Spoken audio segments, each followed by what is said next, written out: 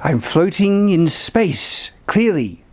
I'm not on a green screen. I'm definitely in space. Zero gravity. Ooh. Shadowversity. Greetings, I'm Shad, and I want to talk about fighting with a sword in zero gravity, because sometimes we do see it now and then. If you're like maybe it's a type of a mecha suit using a sword kind of thing, or other possibilities. But even, if it's not in the coldness of space, what if you're on a space station with zero gravity? And it's just some fun things to consider. So I want to explore some realities you would have to face, to the best of my ability, because this is the thing. I'm obviously on the ground, and a lot of this stuff as to what exactly would happen, you would need experience to know, because we're dealing with some very interesting things, equal and opposite reaction stuff, because when you move one way in space, you might not actually, especially in zero gravity, that's what I'm talking about, you might not be aware of what could actually happen. For instance, an example is, say, a downwards cut. Or on a green screen, that means we need to be inside, that means I'm limited in height, and so I'll hit the roof. But if you do a downwards, like a strong downwards cut, okay, because my feet are not grounded and I don't have the advantage of friction, that downwards motion and the mass of the sword will actually pull my feet up. And so the lever that I'm doing with my hands will actually push me a bit like this. And it could push you into an unexpected kind of spin. There are complexities like this that you would need to try and account for in every single motion, to the point where it might be even impossible. But what could we do to overcome it then? What are some useful things? Basic boosters and stuff. Would it be different if you had magnetic shoes that held you onto a surface, like say they use an expanse? Would that still affect your ability to fight? And if with a sword, would there be things that would arise as a result? We're going to dive into all those things because they're really fun to take account of and to consider in many a sci-fi setting, right? One of the book series that does this brilliantly, which really looked at, okay, with gravity, there's no real up and down, it could be anywhere, is one of the great classics of literature, that is Ender's Game. If you haven't tried out Ender's Game, there's a way you can try it for free thanks to the sponsorship of this video, which is Audible. New members can try Audible free for 30 days. Visit audible.com/Shadowversity or text Shadowversity to 500 500. Audible offers an incredible selection of audiobooks across every genre, from bestsellers to new releases to celebrity memoirs, mysteries, thrillers, motivational talks, wellness, business, and more. You will discover exclusive Audible originals from top celebrities, renowned experts, and exciting new voices in audio. And on top of that, as an Audible member, you can choose one title a month to keep from their entire catalog, including the latest bestsellers and new releases. Try out Ender's Game if you haven't. That's how you can get it. It's brilliant. And then you can enjoy a whole range of audiobooks. I have been signed up for years, literally years, and I have this beautiful, massive collection of audiobooks I can enjoy whenever I want. And one of the ways I was able to build such a huge collection is because their monthly subscription model gives you a credit that you can select for any audiobook, and that credit is usually a fraction of the price of the retail cost of these audiobooks. I know for myself, my own audiobook you could get for way cheaper through the Audible subscription model than the retail cost, and you could try that out with your first monthly credit.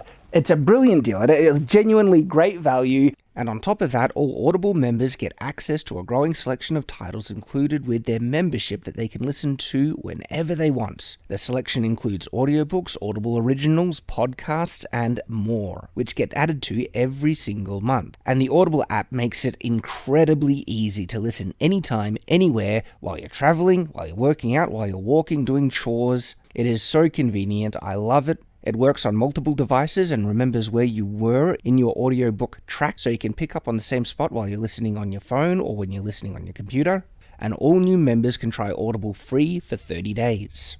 Thank you to Audible for sponsoring this video. And so one of the things that Ender's Game does really address is what is up and down, okay? What type of profile would you be presenting to an enemy?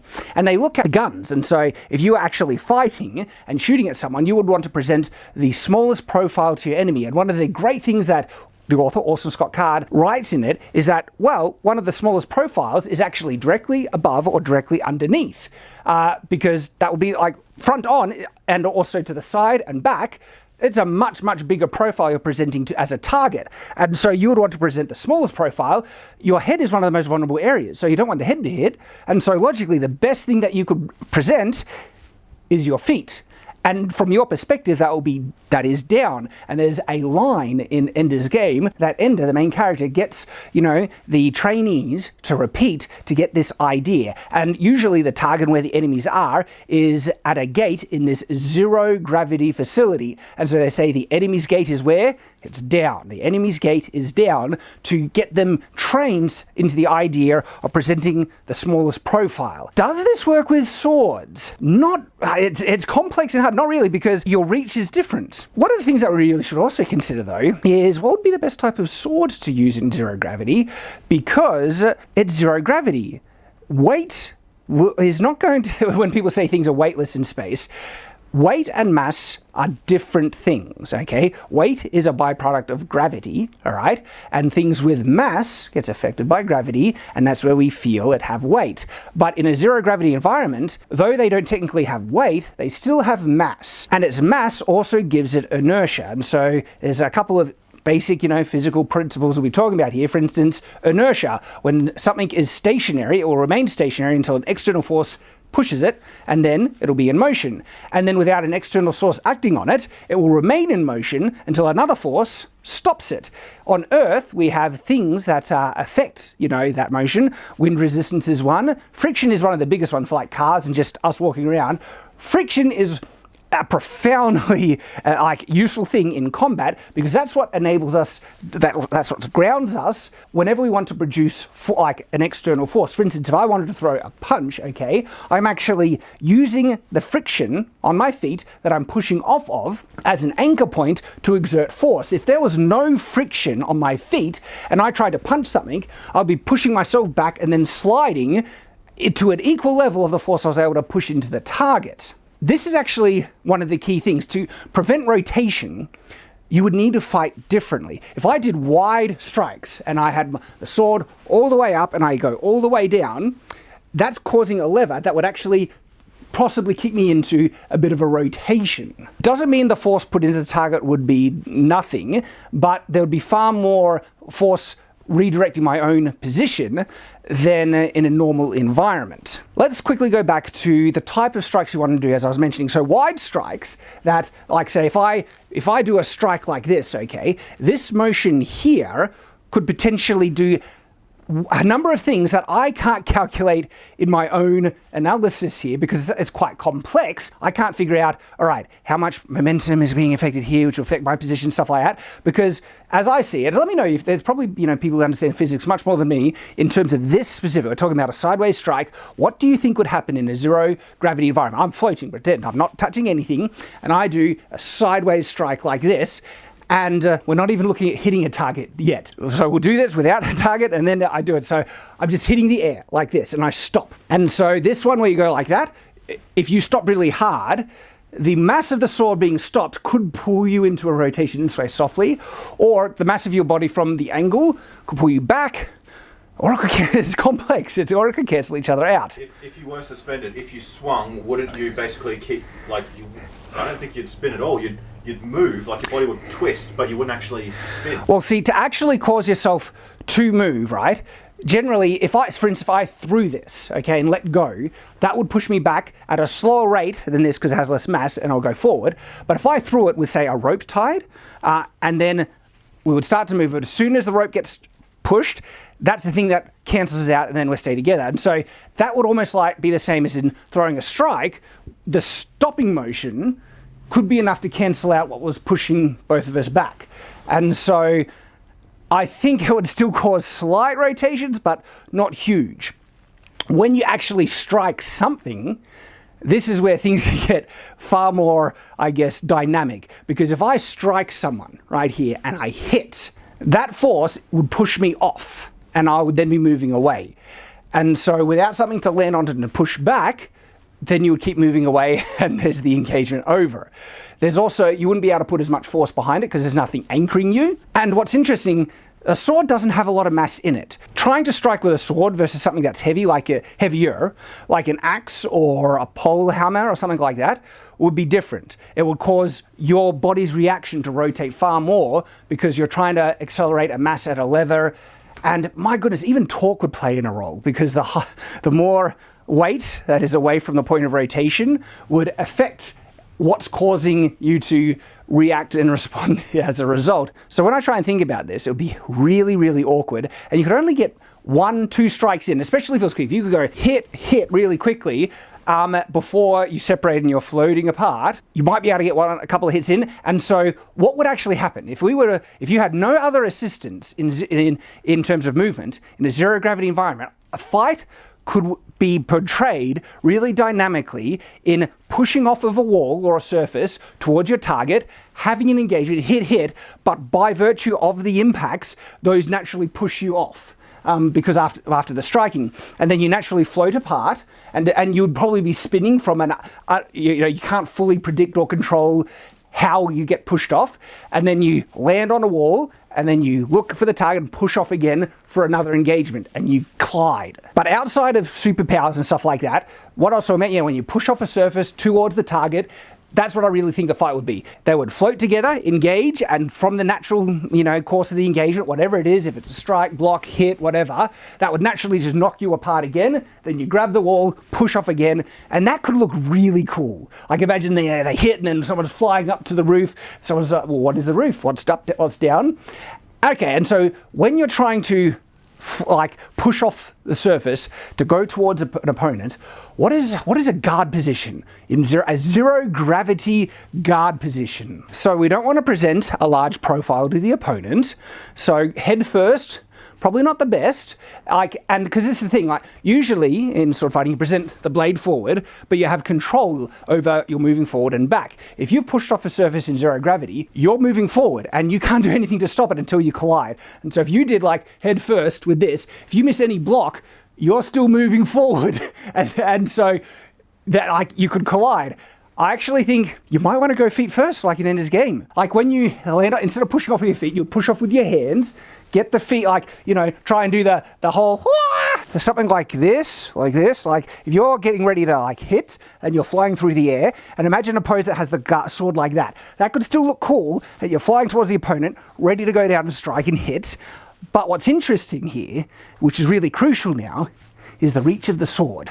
You need to be able to reach beyond your own feet. You're presenting a barrier, your feet, between you and the target. And if you do get struck, you're hit in a mostly non-vital area. And if you have a sword that can reach beyond the length of your feet, you can absolutely strike and hit kind of facing towards you. What an interesting position. In regular sword fighting, there's guards, it's always forward but high, but you could also more easily imagine facing up, but facing down. What an interesting style for making guard positions. You can also disengage quicker if you get in a fight, because you can push off. Because your feet land first. If you miss the strike as you're trying to go down and your feet land, you could have your feet even curled, ready to do an impact and do a big kick or something like that. Sword between the legs bent almost up to your chest. It's hard for me to with the sword pointed down, I would even stretch the sword even further.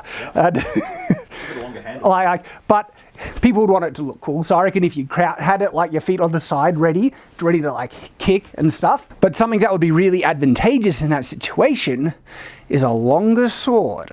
So a longer sword would enable you to reach past your feet, still use your feet as a way to, kick at your opponent, but also strike down.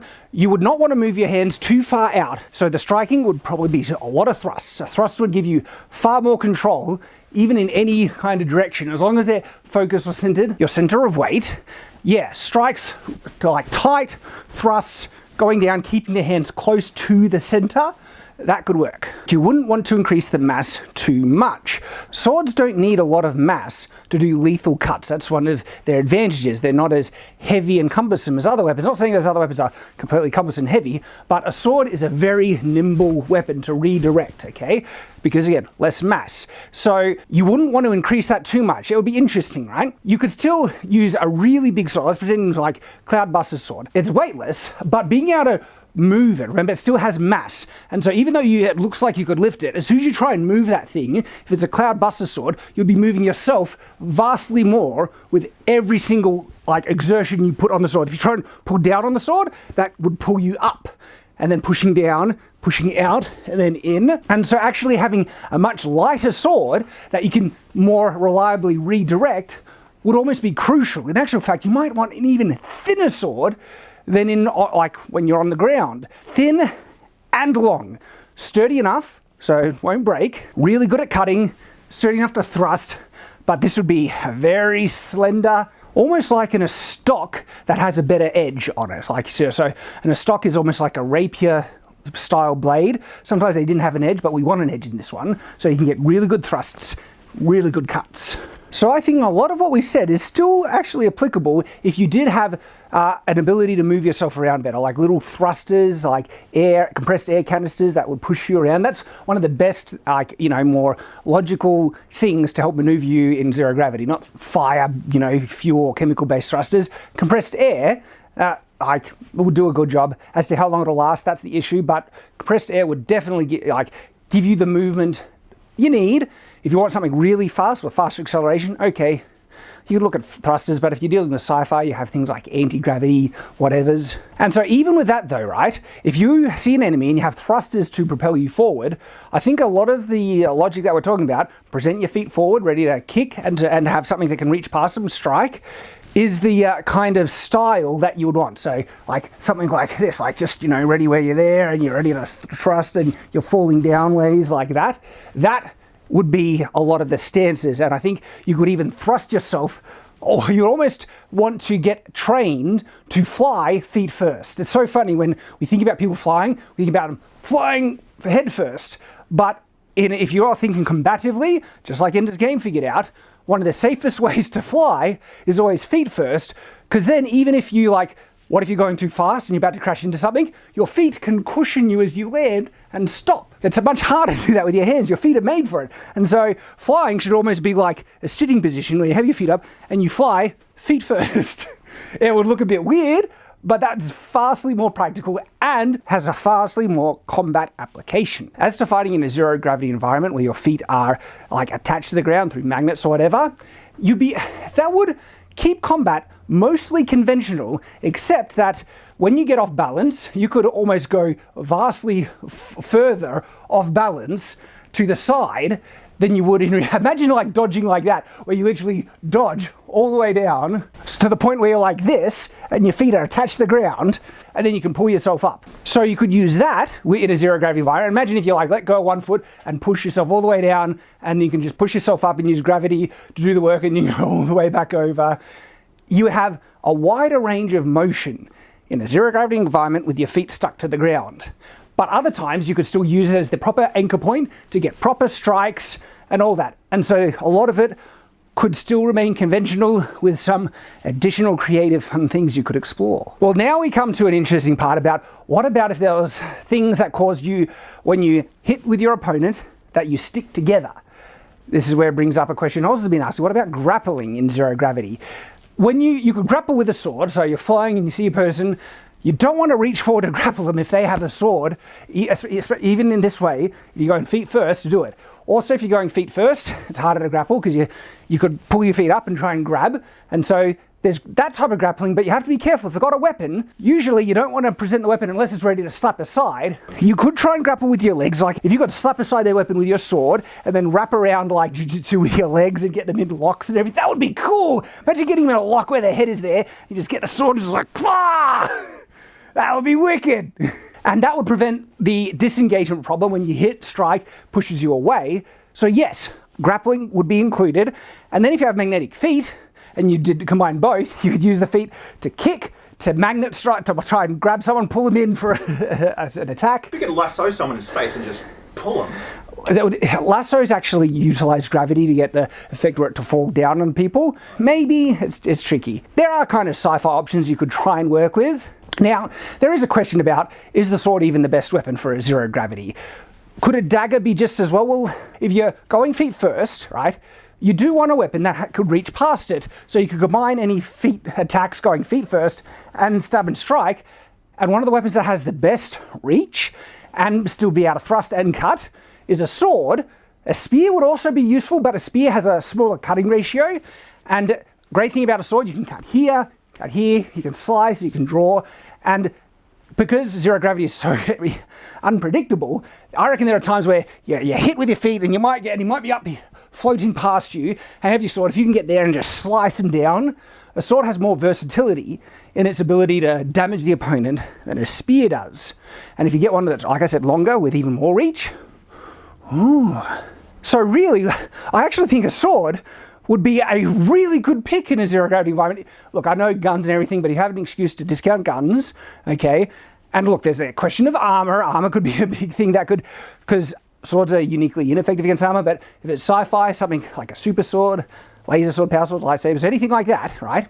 A sword-like weapon is actually really effective in terms of the way that you would I feel, as we're exploring this, you would logically start seeing yourself fighting.